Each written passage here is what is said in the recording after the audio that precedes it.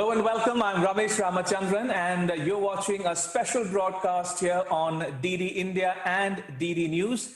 And I have with me a very special guest, Chutintong Bongsagdi, the ambassador of Thailand to India, to discuss about bilateral, regional, or global issues of interest or concern to both Bangkok and New Delhi. Ambassador, welcome to DD India and DD News. Namaste. Namaste, Ambassador. Good to see you. Now, before I proceed any further, for the benefit of viewers, I want to quickly introduce my guest to you. Ambassador Bongsagdi is a career diplomat. He has held several positions in the Thai Foreign Ministry. He has handled the ASEAN affairs at the MFA. He has handled the World Trade Organization in Geneva and the Asia Pacific Economic Cooperation, or the APEC Secretariat in Singapore. And most recently, he held the position of Director General in the Department of International Economic Affairs at the Thai Foreign Ministry. Now, he has presented his credentials to the President of India on the 17th of May 2017. So he's been in India for a little more than 3 years now. And in another interesting development on a personal front for Ambassador Bongsagdi, he's been elevated as the Deputy Permanent Secretary in the Thai Foreign Ministry on the 18th of August.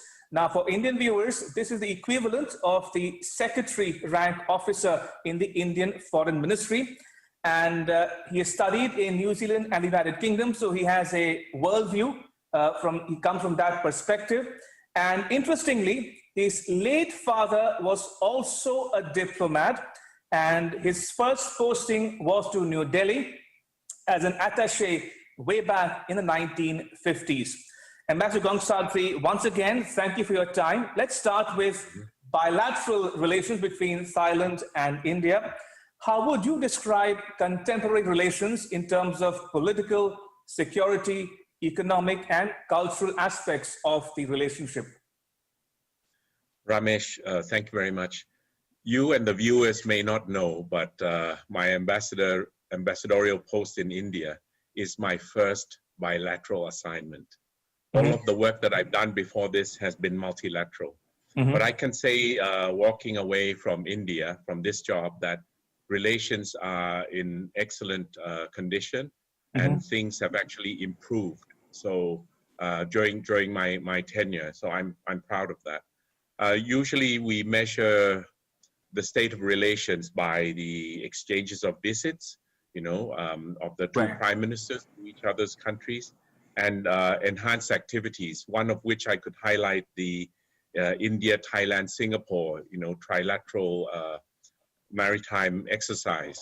And people like to mock, the diplomatic cocktail receptions, but this trilateral exercise was lobbied and put together at one of these diplomatic receptions with our good mutual friend Singapore as the conduit.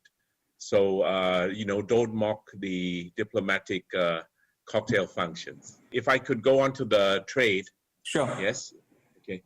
So trade has increased a lot, from 4.81 billion US dollars in 2009 to 12.15 billion, from 4.8 to 12.15 billion in 2019. Although, we as an economist, we can always say that this is way under potential. And then the Indian side would also say that it can be better because India has a deficit with Thailand, okay, on that. And but with COVID, the trade has come down 32.2%, in the 7 months, January to July. And the figure of bilateral trade has come down from last year's 12.15 billion to 5.12 billion. Everyone is suffering, and we know about that. Let me just go on to finish the economic aspects. Sure. Investment. When I came, there were 26 Thai companies that were registered in India, and now there are 35. But we're still chasing our competitors, Malaysia, who has 100, and Singapore, who has 700, which is similar to what Korea has. But the important thing is that the numbers are increasing.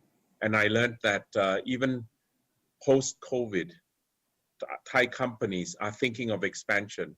So Dusit Group of hotels, and also a company called Magnolia Quality Development Corporation wants to expand. They have a big plan for India post-COVID.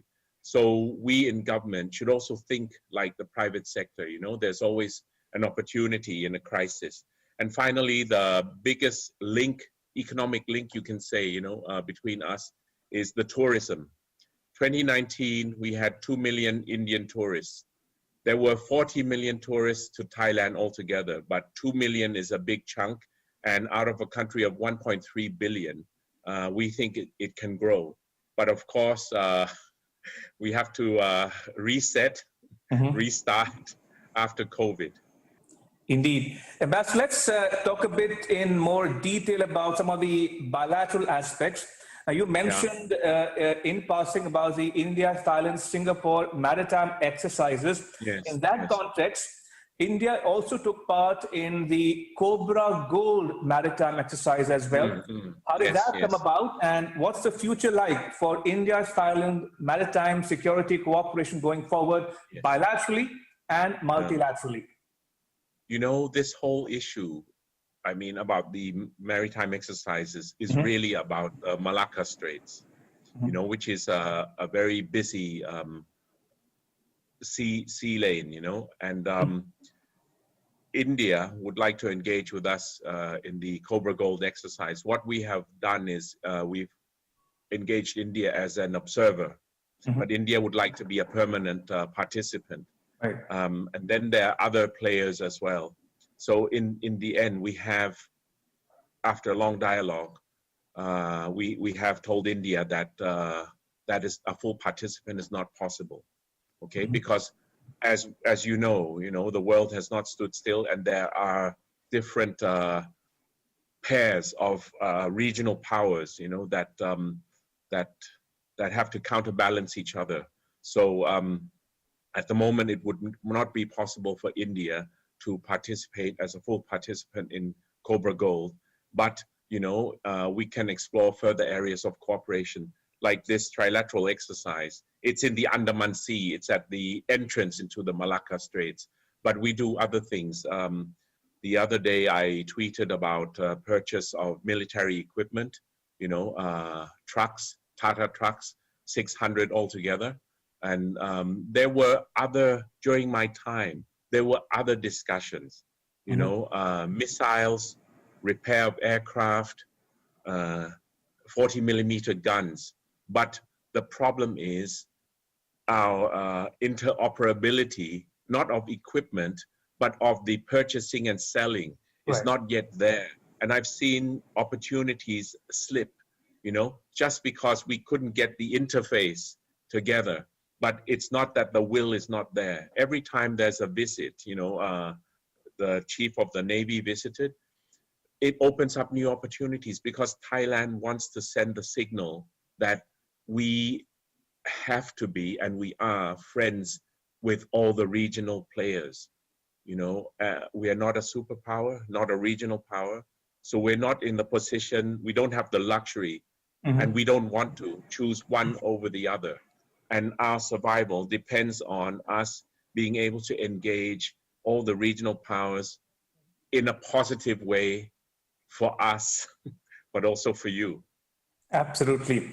Since you mentioned the Malacca Straits, Ambassador, I can't help but ask a follow-up question to the latest news coming out of Bangkok. The scrapping of the Kra Canal project, which was of much importance to countries in the neighborhood, particularly China, and also the delay on the part of Thailand to purchase submarines and other military hardware from China. So what's the current state of play between Thailand and China on these two projects? Let's talk about the Kra Canal, Sure. It was never a Chinese canal, okay? It's when it's seen from the view or from the lenses of others, who have, China has gained prominence, so people tend to look at things from a China lens. The Gra Canal has always been there, and there is not only one option. There, I think altogether almost 9 options. About where to cut across. The narrowest part of Thailand. But since I arrived here, I've said, even on Twitter, I said, it's like, read my words. It ain't gonna happen. But of late, I have to admit that it's picked up, some momentum. But the issues are the same for Thailand. We do have southern border provinces, which are predominantly Muslim. There has been separatist movement, and things are calmer now. We don't foresee. I was having a conversation with the Malaysian High Commissioner here. I mean, we don't see that they're going to become part of Malaysia or what. But Thai people are sensitive about that. They're worried that if we cut a canal across, the southern part of Thailand, from one side to the next, it will break the country into 2 parts. So that's a sensitive thing. But let's say from an economics point of view, if we had the will and we had the consensus to do that, Thailand will be rich. It's maybe, I don't know which will be better, to find oil or gas, or to do this canal. But then it will also solve everyone else's problems with the congestion in the Malacca Straits. But I don't think it will happen. It may happen in the future, or the debate will come back and forth, but it will take a very brave prime minister, or a very charismatic one that could unify the country, or a situation, and for us to take that decision. So I think it's a little bit insulting for us, for people to say the Chinese canal. We can do it with or without the Chinese. We're not, because it's how do you say? I think it's a great investment. It's not one of those things that you only have to find a benevolent benefactor, to give you some charity. It's economically viable. Now on the submarines, India has donated or has provided Myanmar with a submarine. Yes. Singapore has submarines. We don't have a single submarine. We have economic interest to protect. And Sure. With this debate, people have noted before that in the past, in our history, more powerful nations have blocked, have closed the Gulf of Thailand, like the blockade of Britain, that kind of thing. So we need that. And we also need to have an eye on what's happening in the region, without having to depend on one power or the other. So that's there. But it was delayed because of COVID, among other things. Okay, so just for an example, sure. No Thai ambassadors, consul general or whatever will be able to buy a new official car from this October till next. We have to do our bit to help with the COVID-19 effort. Right. Just to go back to the economic aspect of the relationship, Ambassador, you spoke about the investments and the level of bilateral trade as they exist today and the scope for it going forward. Now, specifically about them, some talk about a bilateral FTA. Is that still on the table? Yeah. So we have many tools on the table. One, which India doesn't buy is the RCEP, Regional Comprehensive Economic Partnership. Okay, that's one. The other two that another one that is on the table and stuck is the BIMSTEC FTA. Okay. Now, two that are operational. One is the bilateral FTA, which we have an early harvest. I think it covers 83 items, but okay, Thailand has benefited from that. Okay, we haven't taken it further. What India attaches priority is the ASEAN-India FTA, which India wants to review. Okay, now from our side, the priority of the ASEAN side has been to complete the RCEP, which was designed, negotiated with India in mind. Okay, so it was not that, oh, okay, India stand to one side and I have important work to do and let's finish that first. But maybe we didn't take the pulse of India, enough. Anyway, so that's done. What we have said is, yes, we will review the ASEAN-India FTA after RCEP is signed. So that should be happening the end of the year, November. And then now we're already actively talking about the ASEAN-India FTA review. India wants more on the services side. There's a philosophical issue here, with the FTAs. Number one, I mean, if we did an FTA, you and I, we would negotiate to our best interests, yes? Right. But depending on how the economic relationship goes, dynamics of the market, you may be in deficit or I may be in deficit, But I think the more powerful countries now feel that if they are in deficit, they can do something about it. Okay, like, America. And now from India's perspective, India would like to renegotiate, hey, we have competitiveness in services and so on. So that's fair enough, everyone, sure. Even a smaller country can call for renegotiation. Absolutely. So that's that. But I feel that if you have the logic of a good trade agreement is one where I have a surplus, mm-hmm. that is not tenable in the long run, because comparative advantage and competitiveness, shifts over time. But talking is okay. Talking is good. We'll do that. Right. Ambassador, so we've discussed the entire range of bilateral issues, but I want you to look ahead, so to speak. Are there any complementarities in the two countries' engagement with the world at large? We talk about India's Act East policy, which came into being in the early 90s. And then you have Thailand's Look West policy, which came in the mid 1990s. So are there complementarities that can be leveraged going forward to bolster and boost the relationship? I'd just like to note for your benefit and the viewers' benefit that, you had, at first you had Look East and we had Look West, okay? And there was an Indian guy working at SCAP. He used to come from your Ministry of Commerce. And we brought, and SCAP had done a study and coming together of India, Thailand, and SCAP led to BIMSTEC. So yes, the meeting of minds can lead to things happening, but sustaining those initial, meeting of minds is another issue, another challenge. Anyway, in 2022, India will chair G20. Yes, Thailand will chair APEC, Asia Pacific Economic Cooperation. And we will also chair BIMSTEC.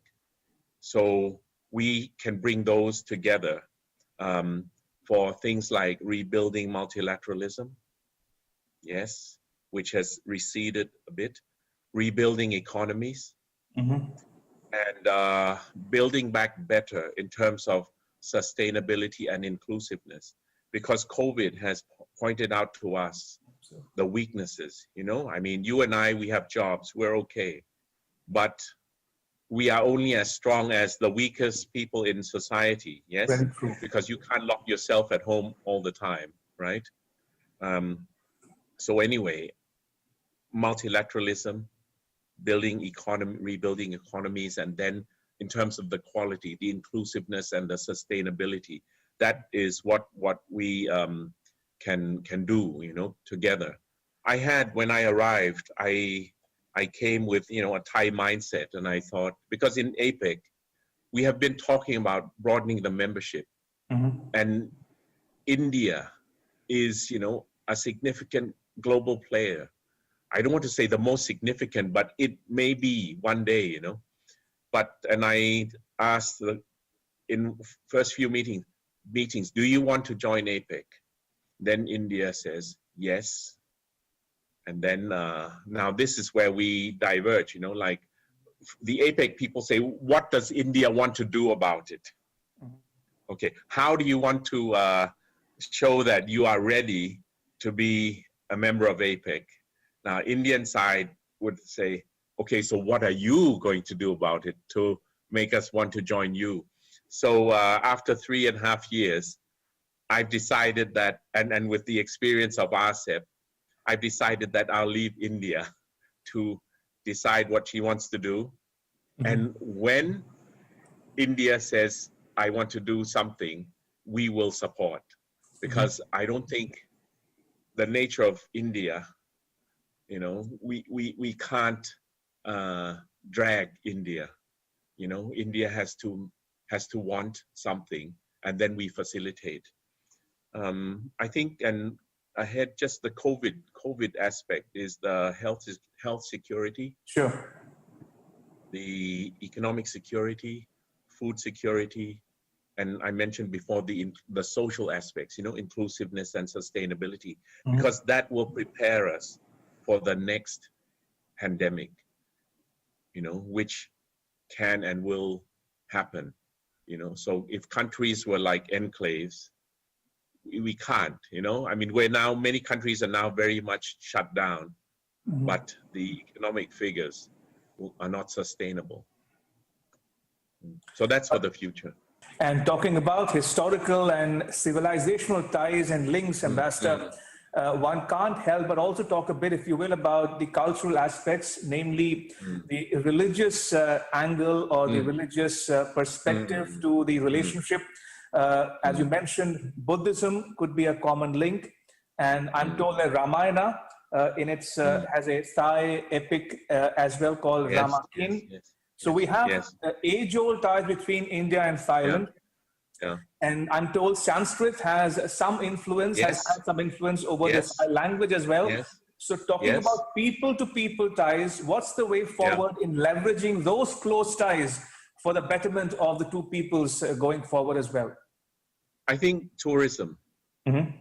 Tourism, because the more people go, the more they can identify with each other. Because a lot of Indians say, Thailand feels like home because you have Asok Road, which is from Ashoka.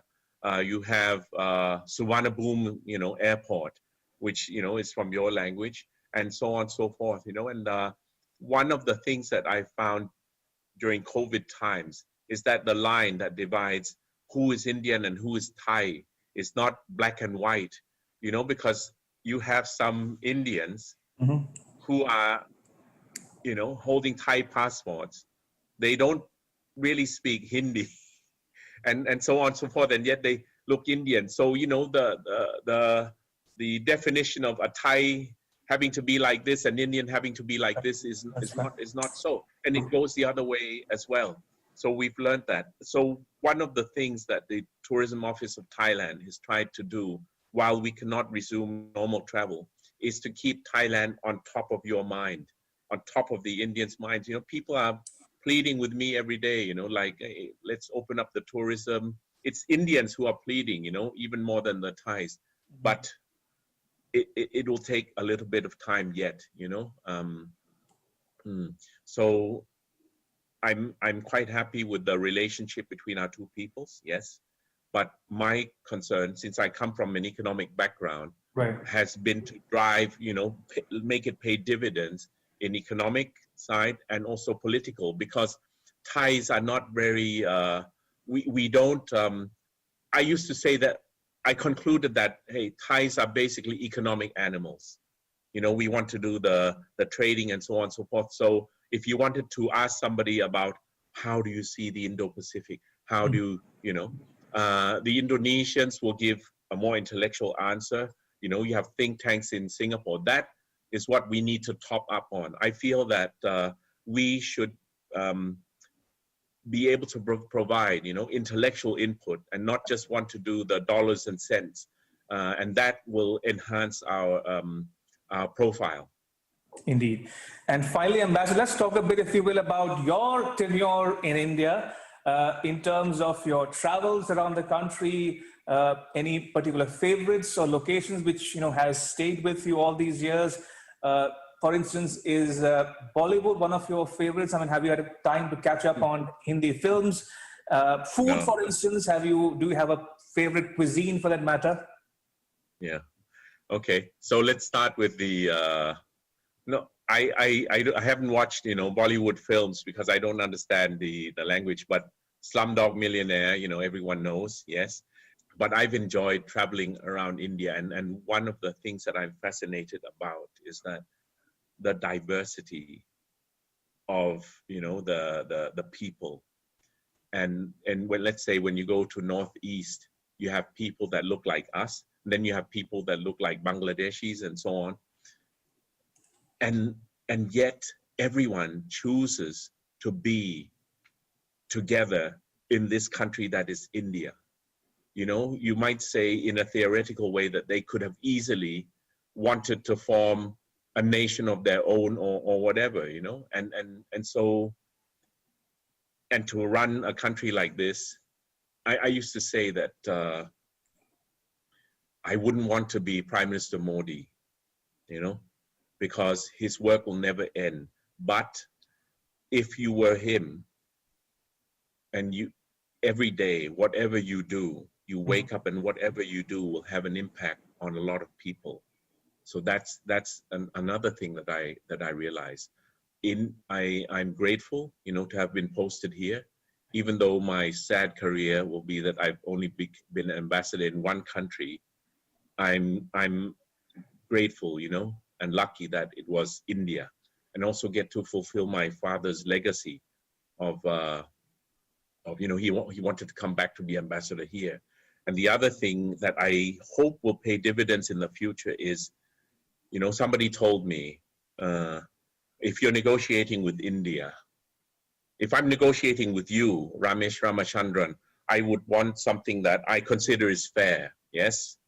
But then when you're negotiating with India, which is a regional power and one day will be a global power, do you want 50% of nothing, or do you want 40% of something?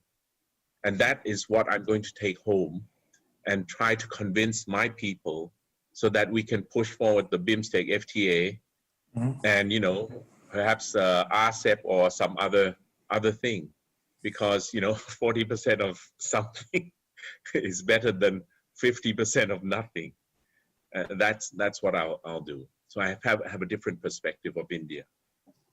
Ambassador, on that note, I want to thank you so much for making time to speak to our viewers in India and around the world on bilateral, regional, and global issues of interest or concern to both Bangkok and New Delhi. And may I once again wish you all the very best in your future endeavors. Thank you. Thank you very much, everyone. Namaste.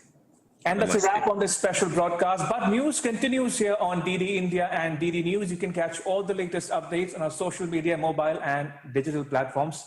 Thanks for watching. Bye-bye.